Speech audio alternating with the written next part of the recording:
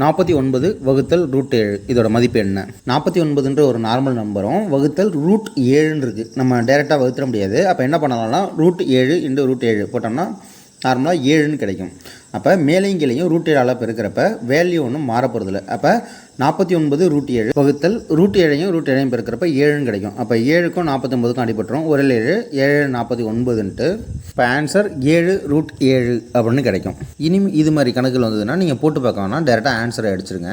இப்போ ரூட்டுக்குள்ளே 7ன்னு இருக்குது, அதோட வர்க்கமூல நம்பர் தானே 49. அப்போ 49 வகுத்தல் √7 இருக்குது. அப்போ டேரெக்டாகவே 7 √7 தான் ஆன்சர் அப்படின்னு அடிச்சிடலாம். 4 வகுத்தல் √2 அப்போ ஆன்சர் 2 √2. 9 வகுத்தல் √3 அப்போ ஆன்சர் 3 √3. 16 வகுத்தல் √4 அப்போ ஆன்சர் 4 √4. 25 வகுத்தல் √5 அப்போ ஆன்சர் 5 √5. 36 வகுத்தல் √6 அப்போ ஆன்சர் 6 √6. இதே மாதிரியான ஃபார்மேட்டில் கணக்கு வந்ததுன்னா இனிமேல் போட்டு பார்க்கணும்னா டேரெக்டாக ஆன்சரை போட்டுருங்க. x⁻x = 6/72 எனில் எக்ஸின் மதிப்பு காண்க. இது மாதிரி கணக்குகளில் x⁻x அப்போ எக்ஸு தான் ரெண்டு இடத்துலையும் இருக்குது. அப்போ ஈக்குவல்ட்டுக்கு அந்தண்ட பக்கம் 6/72 இருக்குது. அப்போ 6 72 இது ரெண்டையும் ஒரே நம்பராக கொண்டு வந்துட்டோம்னா எக்ஸோட வேல்யூ ஈஸியாக கொண்டு வந்துடலாம். அப்போ நம்ம முதல்ல பவரை தான் பிரித்து போடணும். இப்போ 6/72 இருக்கா, அப்போ 2 × 36 அப்படின்னு 72 பிரிக்க முடியும். அப்படி பிரித்தோம்னா 36ன்றது 6ஓட மடங்கு, 6/2 அதோட வேல்யூ 36. அப்போ 36/36 அப்படின்னு நம்மளுக்கு ஆன்சர் கிடைக்கும்.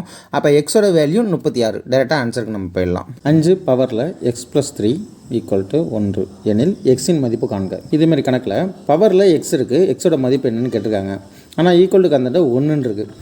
எனிதிங் பவர் 0 1ன்னு அர்த்தம். அப்போ நம்ம 5 அதாவது அடிமானம் 2ஐயும் 1 ஆக்கணும். அப்போ தான் இந்த பவரில் உள்ள எக்ஸோட வேல்யூ நம்ம கண்டுபிடிக்க முடியும். அப்போ 5/0 அப்படின்னு எழுதினோம்னா 5/0ஓட மதிப்பு 1 தான். இப்போ ஈக்குவல்ட்டுக்கு முன்னாடியும் பின்னாடியும் 5 அடிமானம் 1 ஆகிடுச்சு. அப்போ 5 நம்ம விட்டுறலாம், ரெண்டையும் அடிச்சிட்டோம்னு ஞாபகம் வச்சுக்கோங்க. அப்போ x+3 = 0. அப்போ x+3 ஈக்குவலுக்கு அந்த பரப்ப -3 மாறும். அப்போ x = -3. 18² - 12² மதிப்பு என்ன?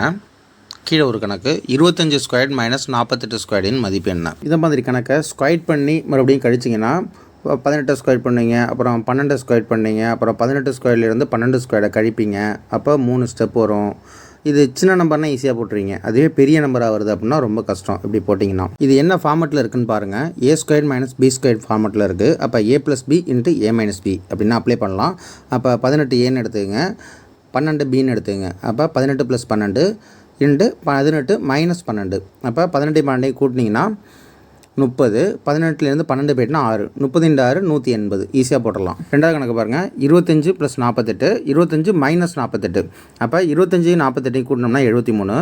25ல் -48 போயிடுச்சுன்னா -23. 73ஐயும் 23ஐயும் பெருக்கினீங்கன்னா 1679. மைனஸ் இருக்கிறனால மைனஸ் சிம்பிளை போடுவீங்க. இந்த கணக்கில் ஒன்றே ஒரு விஷயம் மட்டும் தான் நீங்கள் கவனிக்கணும். பெரிய நம்பருக்கு என்ன சிம்பிள் இருக்கோ அதை தான் இந்த கணக்குக்கு ஆன்சரில் போடணும். இப்போ 18க்கு ப்ளஸ் இருக்கிறதுனால மேலே உள்ள கணக்கு ப்ளஸ், கீழே உள்ள கணக்கில் பெரிய நம்பர் 48 அதுக்கு மைனஸ் இருக்குது. அப்போ ஆன்சரில் - வரும். 18² - 12² மதிப்பு என்ன?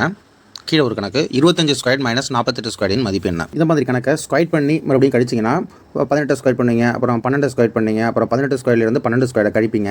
அப்போ 3 ஸ்டெப் வரும்.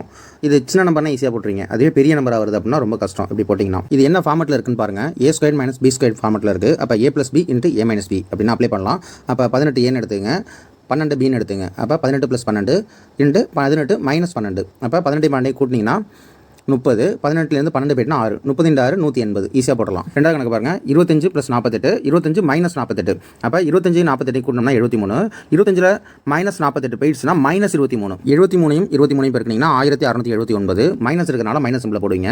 இந்த கணக்கில் ஒன்றே ஒரு விஷயம் மட்டும் தான் நீங்கள் கவனிக்கணும். பெரிய நம்பருக்கு என்ன சிம்பிள் இருக்கோ அதை தான் இந்த கணக்குக்கு ஆன்சரில் போடணும். இப்போ 18க்கு ப்ளஸ் இருக்கிறனால மேலே உள்ள கணக்கு ப்ளஸ், கீழே உள்ள கணக்கில் பெரிய நம்பர் 48 அதுக்கு மைனஸ் இருக்குது. அப்போ ஆன்சரில் - வரும். 4x + 4y = 80 எனில் x + y/2 இதோட மதிப்பு என்னன்னு கேட்டிருக்காங்க. x + y/2 இதோட மதிப்புன்றதுனால நம்மளுக்கு 4x + 4y அப்போ 4 நீக்கி ஆகணும். அப்போ /4 ஈக்குவல்ட்டுக்கு முன்னாடி பின்னாடி ரெண்டு பக்கமும் போட்டோம்னா வேல்யூ மாறாது. அப்போ 4 x கிட்ட உள்ள 4 y கிட்ட உள்ள 4 கீழே உள்ள 4 அடிபட்டுரும். இந்த 4க்கு பதிலாக 1 நாங்கள் 2 நாங்கள் 8 20 அப்படின்னு வேல்யூ கிடைக்கும். X plus y equal to 20 அப்படின்னு இருக்கும். நம்மளுக்கு கணக்கில் எக்ஸ் ப்ளஸ் ஒய் பை 2 அதோட மதிப்பு தான் கேட்டிருக்காங்க. அப்போ பை 2 ஈக்குவலுக்கு முன்னாடி பின்னாடி ரெண்டு பக்கமும் போடணும். போட்டோம்னா 20 பை 2 ஓரன் 2 பை 2 20. அப்போ எக்ஸ் ப்ளஸ் ஒய் பை 2ஓட வேல்யூ 10. 4 power 44, 5 power 33. இவற்றில் பெரிய மதிப்பு எது?